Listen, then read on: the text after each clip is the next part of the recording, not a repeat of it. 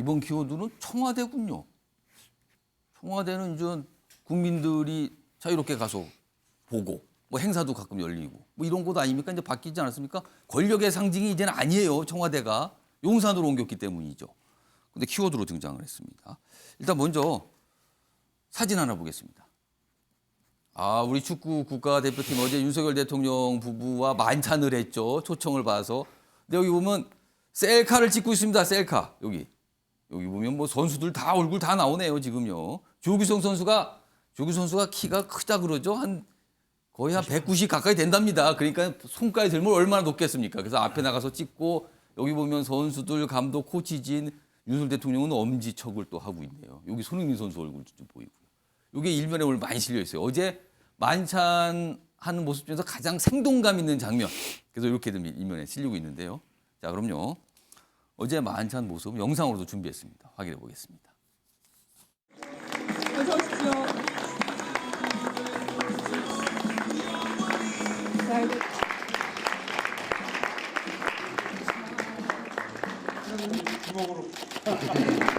고맙습니다. 여러분이 보였던 투혼 저도 보이겠습니다. 그 결과가 어떤 것과 관계없이 저와 우리 국민에게 여러분들은 월드컵 우승팀입니다. 축하드립니다. 오늘 이런 자리로 저희 선수들한테 평생 잊지 못할 추억 또 환영을 해주셔서 너무나도 감사드립니다.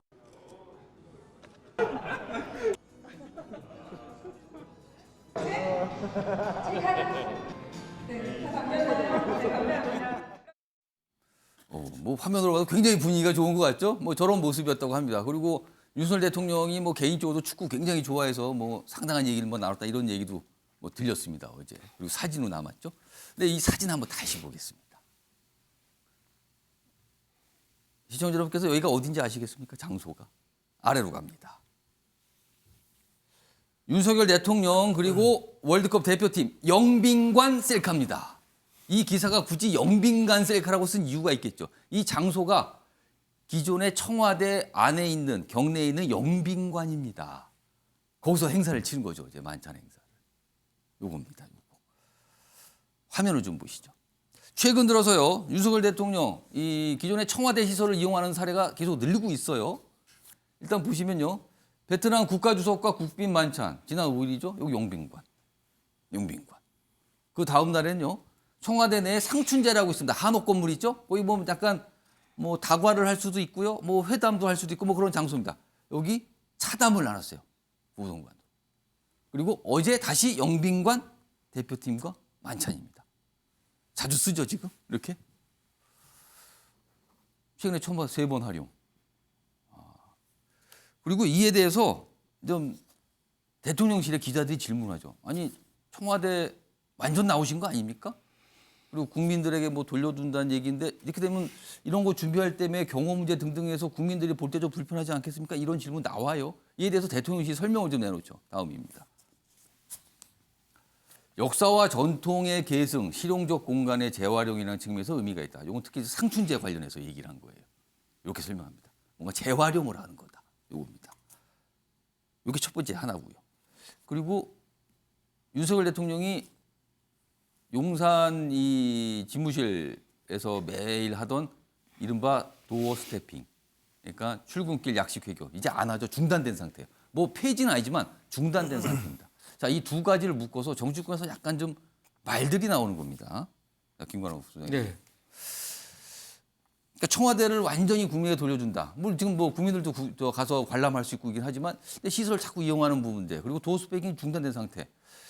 자, 이게 공약, 굉장히 강조했던 공약인데 그렇다면 이게 청와대 집무실 이전 문제를 다시 떠올리게 한다는 거예요, 지금요. 이거 어떻게 좀 보십니까? 우선 이제 청와대 얘기 먼저 말씀드리면 예. 저는 이건 당연한 수순이라고 생각을 해요. 당연한 수순이었다? 예, 굉장히 무계획적이었거든요. 이게 준비 과정이 필요한 것이고 이러한 장소들이 사실 없었거든요. 그러다 예. 보니까 국민들에게 혼란을 주고 누군가를 영접하고 맞이할 때도 굉장히 무슨 불편하고 행사 이런 장소가 마땅치가 않아진 모양도 거죠. 안 나오고. 예. 그런데 우리 지금 뭐 베트남 주석 때부터 이걸 쓰기 시작하는데 얼마나 좀 안정감을 느끼잖아요. 아. 그리고 뭔가 규모도 있어 보이고 굉장히 규모 있습니다. 거기 크고요. 사실은 청와대는 이게 몇십 년 동안 한국 국민들에게는 정치의 상징적 존재예요. 아. 근데 이게 이제 우리가 그런 어떤 상징, 정치는 상징이라고 하잖아요. 상징성이 변화하려면 그만큼의 어떤 시간과 이유가 필요한데 예. 갑자기 무계획적으로 그냥 급작스럽게 하다 보니까 국민들은 국민들대로 혼란스럽고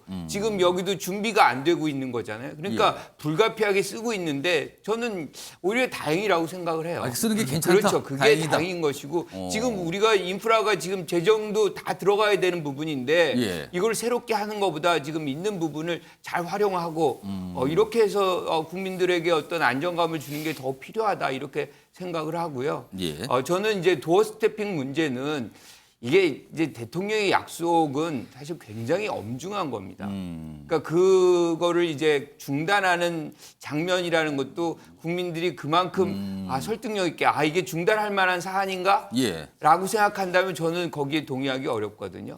그러니까 저는 뭐 지금 좀 며칠 시간이 흘렀는데 시스템을 어떤 형태로든 바꾸더라도 대통령의 약속을 지키는 그런 소통의 장면을 만들 필요가 있겠다라고 생각을 합니다. 요 사안과 관련해서 민주당에서 또 한 말씀 하신 분이 있습니다. 그 내용도 좀 영상으로 담았는데요. 보시죠. 방한한 베트남 주석을 청와대 영빈관에서 만찬을 했더라고요. 네, 같이. 맞습니다. 이 장면 어떻게 지켜보셨습니까? 딱 단어 하나가 떠올랐습니다. 똥꼬집. 무슨 말씀이세요? 결국 돌고 돌고 돌아서 청와대 영빈관 상춘제로 돌아간 거 아닙니까? 그러면 도대체 왜 용산 이전을 한 건지 정말 모르겠습니다. 고집 하나 때문에 수많은 예산을 낭비하고 국민들끼리 서로 다투게 하고 이게 도대체 뭔지 이해가 잘 안 됩니다. 그렇죠. 근데 비대면 뭐 민주당이 또다시 이걸 파고드는지 모르겠어요. 사실 굉장히 그동안 거세게 이거에 대해 비판했다가 좀 잔잔해진 상황이었죠. 근데 다시 좀 얘기를 조금 나오기 시작을 하는데 사실 영빈관 부분은 사실 대통령실에서 새로 지으려고 했지만 예산 문제 때문에 불발이 된 상태죠. 뭐 그래서 썼다는 설명도 있는데 이 사안 좀 어떻게 이해하고 계십니까? 청와대 지금 현재 그 용산 대통령실 그쪽의 관저는 그 한 30명 정도밖에 식사를 할 수가 없어요. 거긴 좀 좁으니까. 네, 좁으니까. 그러니까 이제 많은 사람들이 모이면 결국은 몇백 명을 수용할 수 있는 지금 청와대 과거의 청와대 영빈관을 사용한 거 특히 이제 우리 축구 선수들 같은 분들 오셨을 때 그걸 사용한 건데 저는 지금 개방된 청와대 우리 앵커 가보셨어요? 저는 아직 못 가봤습니다. 그러셨어요? 예. 저는 이제 한번 가봤는데요. 예. 저는 청와대 출입할 기자를 할 때도 사실은 우리가 이제 춘추관밖에는 그렇죠. 밖으로 나갈 수가 기자는 없어요. 춘추관까지만 접근이 예, 되죠. 춘추관에서 그 비서동으로 갈 때도 미리 얘기를 그렇습니다. 하고 나서 그 문을 통해서 이제 예. 가서 특정 지점에 가서만 볼 수가 있기 때문에 저도 사실은 청와대 출입 기자를 하면서 청와대를 제대로 보지 못했어요. 그런데 이게 개방되고 난 다음에 사람들과 막 그 뒷산에도 올라가고 하면서 그렇죠. 그 국민들이 그러시더라고요. 야, 대한민국에 이렇게 아름다운 장소가 있었어. 그래서 갔다 오신 분들은 굉장히 좋았다고 너무너무 얘기를 즐거워하세요. 하세요. 예. 저희가 저 청와대를 옮겨야 된다는 것은 그동안에 수십 년 동안 어떤 구중 궁궐처럼 그렇게 일반 국민들에게 가려져 있고 그거를 대통령과 몇몇 사람들만 써왔던 그런 공간 아니었어요. 예. 청와대를 국민들에게 돌려준다는 것은 민주당도 약속을 했던 것이고 문재인 대통령도 주장을 하셨던 거예요. 굉장히 중요한 일들을 하신 거예요. 그래서 청와대를 국민에게 돌려준 것은 너무나 당연한 것이라고 생각을 하고요. 하지만 영빈관 그 큰 건물인데 거기 지금 그렇지 않으면 뭐에다 쓰겠어요. 그거를 대통령이 다른 국빈들 만찬이라든가 이런 우리 선수들을 불러다가 환영을 한다든가 아니면 미화원이라든가 뭐 이런 사회적 약자들을 초청을 해서 그 대규모 행사를 할 때 호텔보다 그런 데를 이용해서 하는 게 그리고 그분들도 그 전에 와서 자유롭게 이 청와대를 구경하고 이런 과정을 거치는 게 왜 나쁜 건지를 모르겠고요. 그것을 그러니까 영빈관을 너희 쓰는 거 보니까 왜 청와대를 옮겼어? 라고 얘기하는 것은 서로 결이 다른 주장을 하는 것 같다는 그러니까 민주당이 생각이 아까 들어요. 윤건영 의원의 시각 그거죠. 지금 쓰는 건 뭐 그런데 그러고 보니까 청와대 집무실 이전 이거 졸속 아닙니까? 뭐 이거예요 지금 그쪽에서 말하는 주장하는 바는. 그 처음에 이제 옮긴다는 주장을 할 때 저도 그런 주장을 했는데 처음에 옮기자는 못 옮깁니다. 일단 들어가면요. 예. 경호실에서 결사적으로 반대해요. 아. 나갈 수 없습니다. 위험합니다. 그러니까 잠깐 라고 있다 간다는 거는 그건 불가능해. 그거는 제가 보기엔 불가능한 얘기예요. 그건 정치적 결단을 내려야 되는 문제지. 예. 그리고 또 하나 이제 꼭 지적하고 싶은 게 저 청와대에서 이전한다고 그럴 때 뭐라고 했냐면요. 그 일부에서 예. 대통령 부부가 청와대에 들어가면 큰일이 벌어진다는 무슨 역술인의 말에 따라서 약간 뭐 무속 논란 뭐 그렇죠. 이런 거죠. 그러면서 절대 들어가면 안 된다. 아니 근데 지금 영빈관에 가서 그러네요. 사용하고 있습니다. 상충교에 가서 대통령 부부가 사람들도 만나고 하는데 그때 무슨 역술인이 청와대에 당신들 들어가면 안 됩니다. 하루라도 거기 들어가 있으면 큰일 납니다라고 했던 그 유언비어가 얼마나 터무니없는 것인지 그걸 또 지금 깨는 효과가 있다 지금. 지금 확인돼 아니 교과를 위해서 하는 게 아니라 그 소문 자체가 유언비어가 말이 안 되는 거였다는 거죠. 알겠습니다. 다른 두 분 계신데요. 뭐 김상일 전 특보, 장희철 이사 요 순서로 뭐 발언께 드릴게요. 예, 김상일 전 특보. 그러니까 영빈관을 쓰느냐, 청와대를 나왔느냐, 돌아가느냐 이거는 중요한 게 아니에요. 왜 했느냐가 중요한 거죠. 예. 본질입니다. 그 본질을 봐야 돼요. 그러면 청와대에서 왜 나오시려고 했죠? 그 정책의 목표는 뭡니까? 예. 경제 효과입니까? 아니면 정치적 효과입니까? 지금 좀 전에 우리 김종혁 비대위원님께서 경제적 효과를 얘기하셨는데요. 그건 부수적인 거예요. 청와대를 나온 건 제왕적 대통령 모습에서 탈피하겠다는 겁니다. 예. 그게 형식이 그렇게 돼야 내용도 그렇게 더 변하기가 쉽다라는 예. 거죠. 예. 그러면 그 정책 목표를 달성하면 나머지 것들은 중요하지가 않아요. 예. 영빈관을 다시 쓰는 게 뭐가 중요합니까? 예?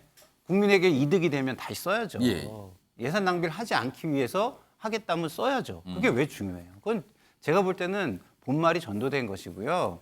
대통령께서 청와대를 나와서 그러면은 이루고자 하는 바를 이루었느냐를 우리가 봐야 되는데 아. 그것이 별로 이루어진 것 같지 않다. 그게 저는 좀 답답할 뿐입니다. 예. 원래 목적한 바, 그 목적한 바가 달성이 된 거냐? 이 부분을 좀 생각해 달라. 그거네요. 자, 장희찬 이사장. 저는 윤건영 의원 참 구질구질하다는 생각이 많이 아. 듭니다. 누가 뭐래도 부정할 수 없는 문재인 전 대통령의 이 신복 아닙니까? 그렇죠. 근데 문재인 전 대통령의 광화문 시대나 청와대 개방 공약을 예. 지켜야 할 책임이 문 전 대통령뿐만 아니라 넘버원 신복인 윤건영 당시 청와대 국정상황실장에게도 있었던 거예요. 근데 결국 들어가서 1년 반 동안 광화문 시대위원회 만들어서 세금 축내고 민기적거리다가 아무것도 못하지 않았습니까? 결국은 불발됐죠. 그리고 지금 청와대가 예. 개방한 지 4개월 만에 관람객이 200만을 돌파했고 예. 올해 이제 5월부터 개방이 됐는데 1년 다도 아닙니다만 예상되는 연간 관람객이 480만 명이라고 문체부에서 통계를 내놓았습니다. 예. 500만 명이 넘는 국민들이 그 아름다운 정원을 즐기고 있고요. 그리고 무엇보다 뭐 도어 스태핑 중단이나 다소간의 소통 좀 더 활발해야 되는 건 아니냐는 지적에 예, 제가 예. 동의를 합니다만 청와대에 그대로 있었으면 관저에서 대통령이 청와대 집무실로 출근을 하는지 퇴근을 하는지 그 누구도 확인을 할 수가 없습니다. 그렇죠. 공개 안 하면 모르는 겁니다. 그리고 그거는. 눈에는 예. 보이지 않지만 이 춘추관에 출입하는 기자들과 대통령실 비서실 그 위민관에 있는 참모들 사이의 교류도 극히 제한됩니다. 근데 지금은 같은 건물에 있기 때문에 저도 업무차 용산 대통령실 종종 방문하는데요. 거기 그냥 점심 먹으러 다니면 예. 참모들과 기자들이 같은 건물에서 완전히 뒤섞이면서 여러 가지 소통이나 뭐 정보 교류나 예, 예. 대화라던가 이런 게 이전과는 상상도 할 수 없을 정도로 활성화되었다고 거기 출입하는 기자들이 다 같이 입을 모아서 이야기하거든요. 그럼 적어도 이 성과에 대해서는 인정을 해주고 예. 계속 영빈관 사용하는 게 좀 마뜩찮으면 이 용산 대통령실의 용산대공원 거기 이제 미군이 또 다 반환하면 예, 예. 얼마나 좋은 공간이 되겠습니까? 거기 제2영빈관 신축하는 거 민주당이 예산 쿨하게 동의해주면 되는데 그건 안 하면서 영빈관 돌아간 걸 마치 청와대 회기로 프레임을 잡는다? 예. 이거는 다른 사람도 아니고 윤건영 의원이 하기에는 참 구질구질한 비판인 거죠. 알겠습니다. 영빈관 얘기가 새로 지으려고 얘기가 나왔는데 이제 예산 문제 때문에 불발된 상태죠. 그러면서 이제 장소가 마땅치가 않다. 그래서 여기 좀 사용한다. 뭐 이런 설명도 좀 여권에서 나오고 있습니다. 어제 우리 축구 국가대표팀 영빈관에서 셀카를 찍었다. 이렇게 제목을 좀 달려 있습니다. 이런 모습 오늘 사진에 참 많습니다. 자, 두 번째 주제까지 다뤄봤고요. 다음은요. 금요일마다 찾아오는 순서죠. 지역신문 소개인데요. 오늘도 4곳 준비되어 있습니다. 먼저 대구로 가보겠습니다. 내년 7월 1일부터 대구광역시 군의군입니다. 군의군 좀 경부 아닙니까? 근데 이게 이제 이 관련 법이 어제 국회에서 통과가 됐거든요. 그래서 여기 보면 TK 국민의힘 의원 25명 가운데 17명이 찬성했다. 이렇게 뭐 야당도 큰 반발 없었다. 지역사회 합의 2년 만에 결실 뭐 이런 거. 그러니까 이게 대구하고 경북 차원에서 어떤 필요성이 있었는데 여기 법을 만들어서 이제 소속을 바꾼 거예요. 대구 광역시 군이 됐다. 뭐 이런 기사 실려 있고요. 다음은 대전입니다. 향토 호텔 도미노 매각 현실화. 4성, 5성급 달랑 3곳만 남게 된다. 여기 뭐 유성 호텔, 이거 굉장히 유서가 깊은 호텔이죠. 근데 지금 매각 수순에 들어간다는 거죠. 그러니까 뭔가 운영 이런 게 쉽지 않았나 봅니다.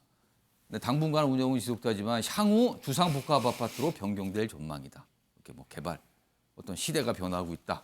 거기에 뭐 밀려 나간다. 뭐 이런 약간 느낌이 드네요. 이런 기사입니다. 다음은 광주로 갑니다.